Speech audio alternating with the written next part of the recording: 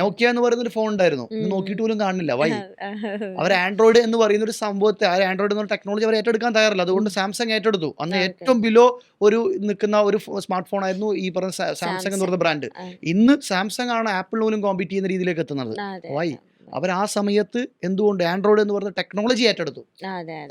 Okay.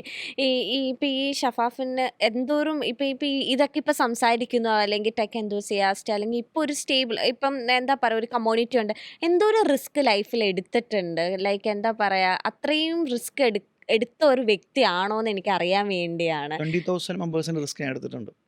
അതിപ്പോ currently അല്ല, ഇതിന് മുന്നേ ഇതൊരു 20,000 ആൾക്കാർ ഒരു ട്രസ്റ്റ് മേടിക്കാന്ന് വെച്ചാൽ ഇറ്റ്സ് നോട്ട് വെരി അതെ, ഈസി. അതെ, അതെ. നമുക്ക് എന്താ പറയാ, പണം കൊടുത്ത് പലതും മേടിക്കുമെങ്കിൽ അതെ. ഒരാളുടെ വിശ്വാസം, അല്ലെങ്കിൽ അതിപ്പോഴത്തെ കാലഘട്ടത്തിൽ സ്പെഷ്യലി ഒരാളുടെ വിശ്വാസം മേടിക്കുക എന്ന് പറയുന്നത് അത്ര വലിയ ഈസി അല്ല, അതെ, അല്ലേ? തീർച്ചയായിട്ടും. അപ്പൊ അതിന് മുന്നിലുള്ള എന്തൊക്കെയാണ്, എത്ര ഇപ്പം വീട്ടുകാരെ എപ്പോഴെങ്കിലും ചോദിച്ചിട്ടുണ്ട്, എന്തിനാ മോനെ നീ ഇത്രയും റിസ്ക് ഒക്കെ എടുക്കണോ ജീവിതത്തില്, നിനക്ക് വേറെ എന്തെങ്കിലും ജോലി ചെയ്താ ഞാൻ പോരെന്ന്? 2021 എനിക്ക് തോന്നുന്നു, ആ, എന്റെ സോഷ്യൽ മീഡിയയിൽ പോസ്റ്റ് ഉണ്ട്. ഞാൻ ഓക്കെ, ജാഗ്വർ എക്സ്എഫ് കാർ വാങ്ങിച്ചിട്ടുണ്ടായിരുന്നു ഓക്കെ, ആ സമയത്ത്. ആ, ആ, അന്ന് എനിക്ക് 24-25 വയസ്സാണ്. ഓക്കെ. ആ സമയത്ത് റെഡി പേയ്മെന്റ് കൊടുത്തിട്ടാണ് ആ കാർ ഞാൻ വാങ്ങിക്കണത്. ആ ഓ, കാർ ഞാൻ വാങ്ങിച്ചിട്ട് എൻ്റെ വീട്ടിലേക്ക് ഞാൻ വളരെ ഹാപ്പി ആയിട്ട് പോവാണ്. എൻ്റെ ഓക്കെ. ഉമ്മാൻ്റെ അടുത്ത്, എൻ്റെ ഉപ്പയാണ് ആ വണ്ടി ആദ്യമായിട്ട് ഉം, ഓടിക്കുന്നത്. ഉം, ഉം.